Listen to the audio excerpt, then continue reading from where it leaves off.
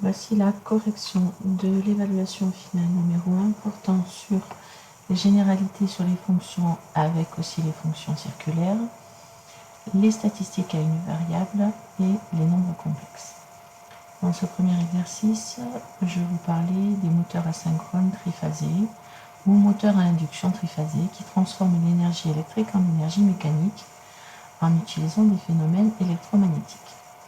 Ce type de moteur représente 80% du parc moteur électrique.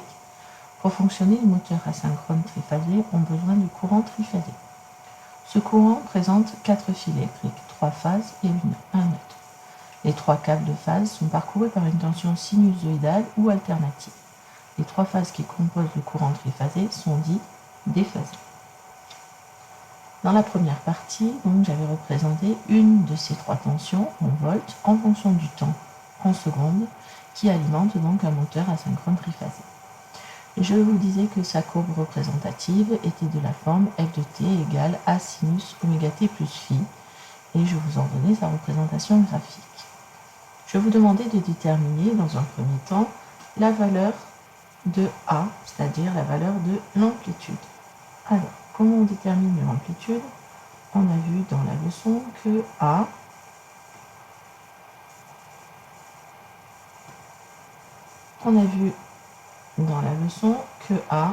est égal à valeur max moins valeur min divisé par 2. La valeur max, ici, c'est cette valeur-là. Alors, je vous disais que une toute petite graduation représentait 20. Donc, ça veut dire c'est 20 juste avant 400. Donc, ça veut dire que la valeur max est de 380. La valeur min vaut la même chose, mais en négatif. Divisé par 2, ce qui nous donne 380. Deuxième question, déterminer la période de cette fonction. La période, c'est le motif que l'on fait juste avant qu'il se répète. Donc, je le repasse ici en rouge. Donc, la valeur de la période, ici, notre période, elle est là. C'était, et elle vaut ici 0,02. Donc, t est égal à 0,02. On avait vu dans la leçon, pour pouvoir déterminer la pulsation oméga, que c'était égal à 2π sur la période. Donc ici, 2π sur 0,02, ce qui fait, quand on le calcule, 100 π. Puis, pour terminer, déterminer la valeur de phi, sachant que phi appartient à l'intervalle 0 π sur 2. On sait graphiquement que f de 0 est égal à 0. L'expression de f de t que l'on a pour le moment, si je remplace a par sa valeur et oméga par sa valeur, ça nous fait 380 sinus de 100 π fois t plus la valeur phi que l'on cherche. Et si je calcule donc avec cette expression f de 0, ça fait 380 sinus de 100 π fois 0 plus phi. 100 π fois 0, ça fait 0, donc il reste 380 sinus de phi. On veut donc que sinus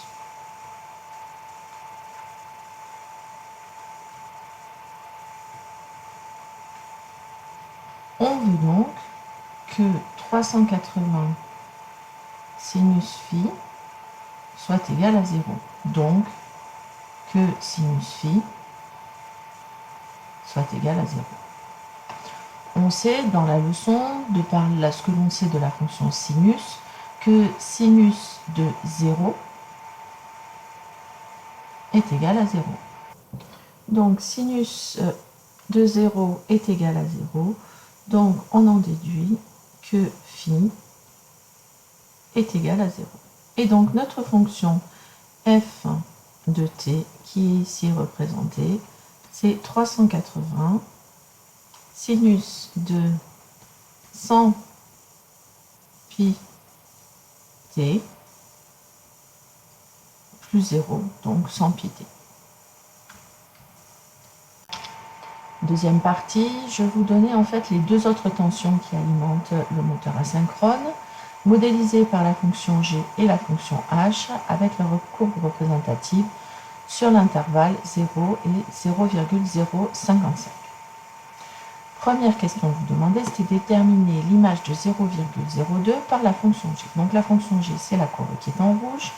Pour déterminer l'image de 0,02, je me place en abscisse sur le temps 0,02 et je vais lire la valeur de l'ordonnée. Donc ça vaut à peu près, donc l'image de 0,02 par G est à peu près moins 320. Question 2, résoudre h de x supérieur ou égal à 300 sur l'intervalle 0,01, 0,05. Je me place à 300 sur l'axe des ordonnées. Je trace une droite horizontale.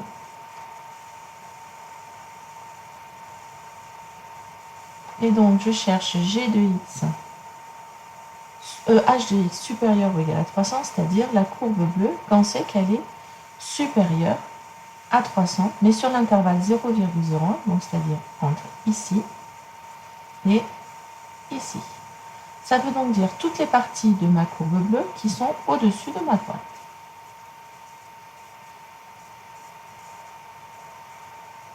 Donc j'ai cette partie-là.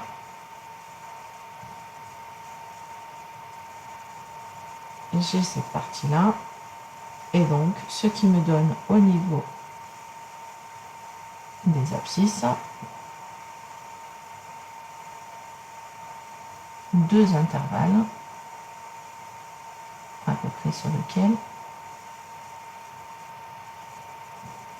donc je trouve pour, donc on a dit que c'était 0,001 l'intervalle, donc là j'ai 0,015, donc ça veut dire que la solution S va être sur l'intervalle 0,016 jusqu'à 0,021 à peu près, l'union 0,36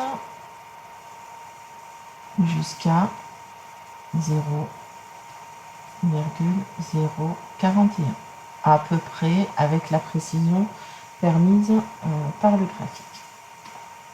Question 3, je demande de résoudre g de x égale h de x, c'est-à-dire les endroits où mes deux courbes se croisent et sur l'intervalle 0, 0,3. Donc jusqu'à ici. Elles se croisent en ce point-là, en ce point-là, en ce point-ci, et sur l'intervalle qui m'est donné, c'est tout. Donc je reviens maintenant aux valeurs en abscisse, ici, ici, et ici, ce qui nous donne que g de x est égal à x de x pour s égale 3 valeurs, 0,005, 0,015 et 0,025.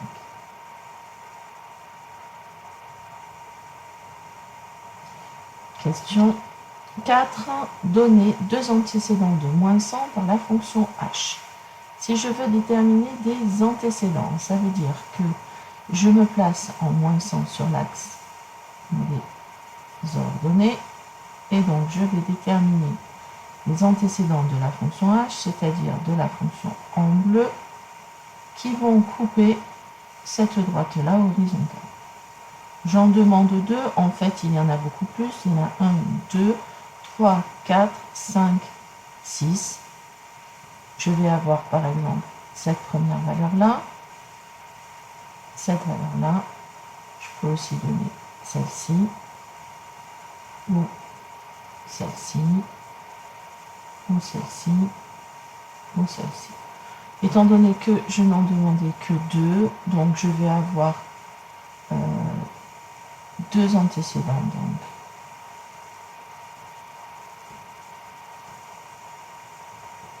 De moins 100 par H sont, par exemple, 0,004.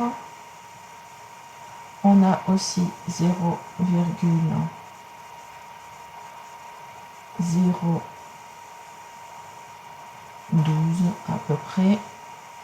On a aussi 0,025. On a aussi 0,032. Je vous les donne tous en fait. 0,044.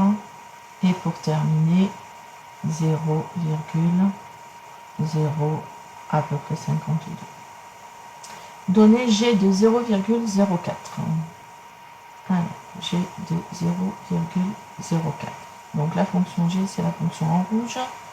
0,04, c'est que je me place en abscisse.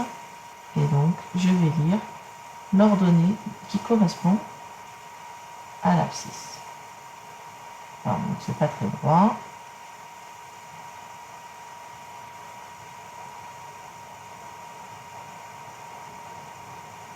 On obtient donc à peu près comme valeur moins 320. Donc G de 0,04 vaut à peu près moins 320. Question 6. Pour la fonction G, déterminer quelle est la tension au bout de 0,01 seconde. La fonction G, c'est la fonction rouge. Donc 0,01 seconde, je me place sur l'axe des abscisses en 0,01 seconde et je vais lire l'ordonnée qui correspond. Et la tension pour G au bout de 0,01 seconde est d'environ 320 volts.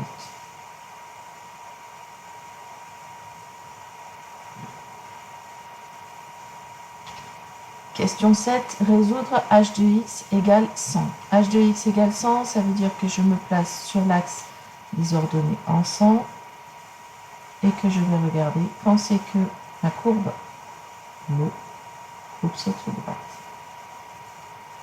Je le demande juste sur l'intervalle 0, 0,02.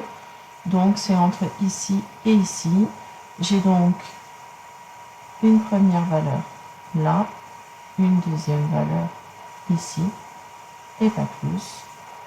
Donc la solution, il y en a deux. C'est à peu près 0,002 et la deuxième c'est 0,014. Pour la fonction h, déterminer au bout de combien de temps la tension devient nulle pour la première fois. Donc la fonction h, c'est la courbe bleue et elle devient nulle pour la première fois au moment où elle coupe l'axe des abscisses au tout début. Et donc, elle devient nulle au bout de à peu près 0,003 secondes. La tension pour H devient nulle au bout de 0,003 secondes.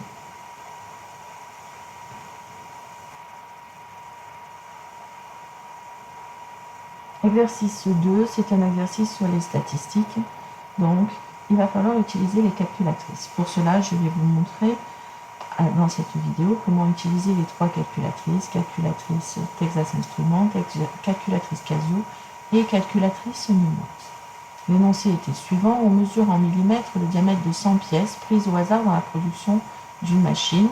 On obtient donc les diamètres suivants en millimètres avec leur effectif. Et les calculs donc sont faits avec une machine pour tout ce qui est du calcul des médianes, moyennes, écart-type, écart-type. Donc pour ce qui est de l'utilisation de la calculatrice, je commence avec la calculatrice Numworks. Donc calculatrice Numworks, il faut se mettre en mode statistique et il faut rentrer dans chacune des listes. Valeur V1, ça va être les valeurs des diamètres, effectif N1, les effectifs qui leur correspondent.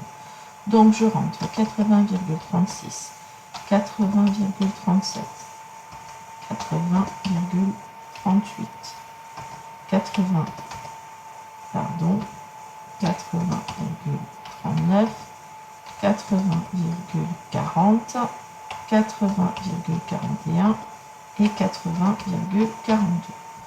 La calculatrice Numworks nous met un effectif de 1 à chaque fois, donc il faut le changer. La première c'est 23, la deuxième c'est 19, la troisième c'est 21, ensuite nous avons 12, 10, 10 et 5. Pour ce qui est ensuite de faire calculer les caractères qui nous intéressent, nous allons dans statistiques et nous avons tous les paramètres qui nous intéressent. La valeur minimale, la valeur maximale qui nous est pas demandée, la valeur de la moyenne, la valeur de l'écart-type, la valeur du premier quartile, la valeur du troisième quartile, la valeur de la médiane. Voilà. Nous avons donc ici tous nos paramètres qui nous intéressent. Je continue avec l'utilisation de la calculatrice Casio. Donc, comme pour les autres calculatrices, il faut que je me mette en mode statistique. Donc, c'est le mode 2. Ensuite, là, la calculatrice a des valeurs, donc il faut que je les enlève.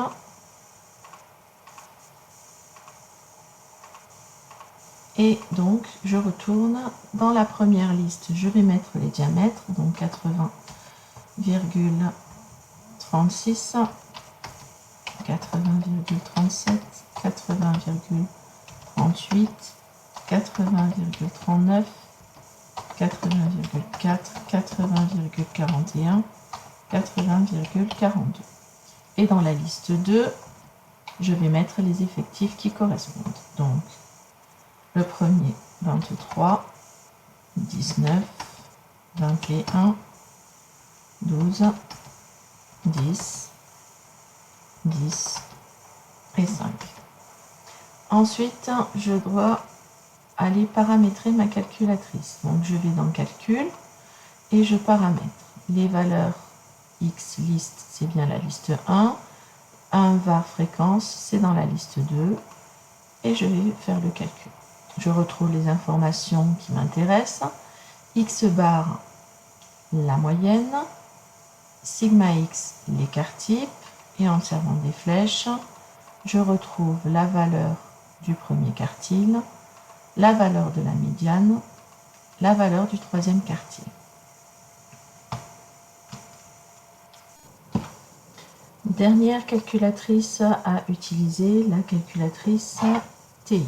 Donc, comme pour les autres calculatrices, on est en mode stat, donc je passe à stat. Je vais aller voir si j'ai les listes qui sont vides. Donc, je remplis les listes. Donc, avec les mêmes valeurs, 80,36, 80,37, 80,38, 80,39, 80,4, 80,41, 80,42. Et dans la liste 2, comme pour les autres calculatrices, je rentre les effectifs qui correspondent dans la liste 2, les effectifs. Donc 23, 19, 21, 12, 10, 10 et 5. Ensuite, je reviens dans Statistiques et je vais faire calculer les paramètres. Donc pour cela, calcul, statistique à une variable.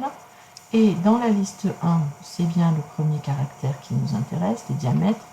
Et la fréquence se trouve dans la liste 2, puisque ça correspond en fait à notre effectif. Je fais calculer et je retrouve mes paramètres, à savoir x bar, la moyenne, sigma x, l'écart type, ensuite Q1, le premier quartile, med, la médiane, Q3, le troisième quartile.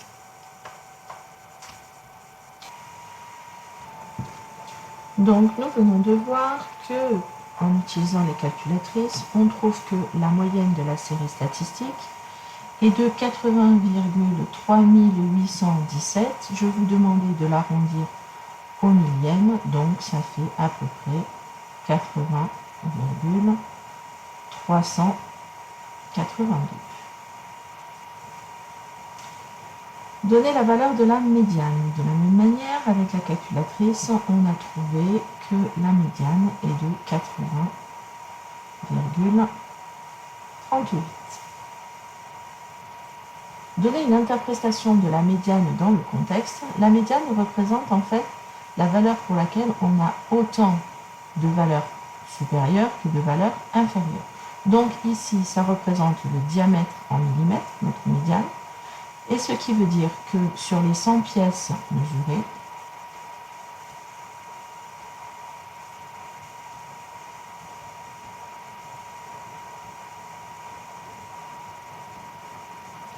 on a autant de pièces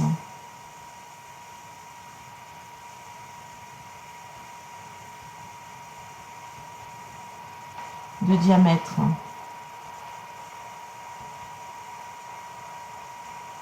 supérieur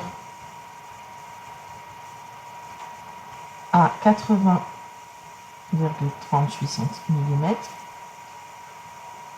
que de pièces que de diamètre inférieur.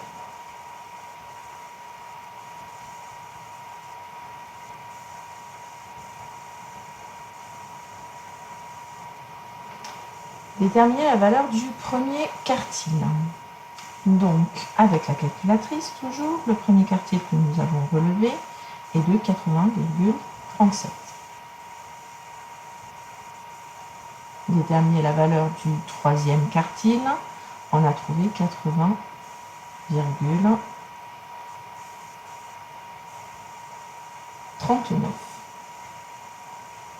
Donner une interprétation du troisième quartile dans le contexte. Le troisième quartile nous dit qu'on a 75% des caractères étudiés qui sont inférieurs ou égaux au troisième quartile. Donc on a 75% des pièces observées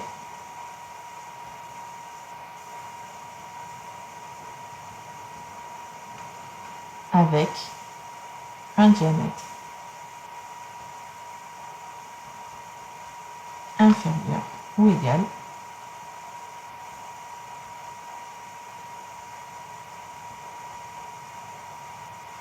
à 80,39 mm. Déterminer la valeur de l'écart type, on arrondira au millième, donc même chose, l'écart type nous est donné par la calculatrice, et on trouve au niveau de l'écart type, alors ça fait 0,0181, donc arrondi au millième, ça fait à peu près 0,018. Et dernière question, on admet que la machine doit être réglée si dans l'intervalle moyenne moins écart type, moyenne plus écart type, on a moins de 75% des diamètres produits par la machine. Doit-on prévoir un réglage de la machine? Si je fais cet intervalle, moyenne moins écart type, ça nous fait donc 80,382 moins 0,018. Et même chose, mais avec plus 80,382 plus 0,008. Ça nous fait 80,364. Ça nous donne 0, non, 80,4. Donc regardez combien on a de pièces dans l'intervalle 80,364, 80,4. Donc 80,364, on ne peut pas prendre cette valeur-là. Donc cette valeur-là est exclue. Et on prend ni celle-là, ni celle-là. Donc ça veut dire que sur nos 100 pièces, on a enlevé 23, 10 et 5. Ce qui nous donne au total que 62 pièces sur nos 100 pièces. Donc on a 62% dans l'intervalle. Donc la conclusion, c'est qu'on n'a pas soit au moins 75% des pièces. Donc oui, il va falloir régler la machine. Exercice 3, calcul sur les nombres complexes. Je vais vous donner Z1 qui est égal à 3 plus 2i, Z2 qui est égal à moins 5i plus 4. Le premier calcul que je demandais, c'était Z1 moins Z2. Donc, ça nous fait 3 plus 2i, moins, et on écrit tout dans la parenthèse puisque c'est moins tout le nombre complexe, moins 5i plus 4. J'ai donc une valeur négative devant la parenthèse. Donc pour changer, il va falloir que je change le signe de tout ce qu'il y a dans la parenthèse. Ça nous fait moins 5i, ça fait donc plus 5i et moins 4. Ensuite, je dois rassembler les valeurs qui sont les parties réelles. Donc ça fait 3 moins 4, plus 2i, plus 5i. 3 moins 4, ça fait moins 1. 2i plus 5i, ça fait 7i. Donc voilà pour ce qui est de la différence. Le produit, même chose, il faut mettre tout entre parenthèses, 3 plus 2i, que multiplie moins 5i plus 4, et donc je développe. 3 fois moins 5i, plus 3 fois 4, plus 2i fois moins 5i, plus 2i fois 4. Je réduis. 3 fois moins 5i, ça fait moins 15i. 3 fois 4, ça fait 12. 2i fois moins 5i, ça fait moins 10i au carré.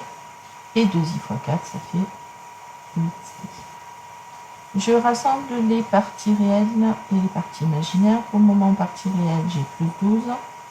Moins 10i carré, c'est moins 10 fois moins 1, puisque i carré, c'est moins 1. Moins 15i plus 8i, que je rassemble, et je fais le calcul.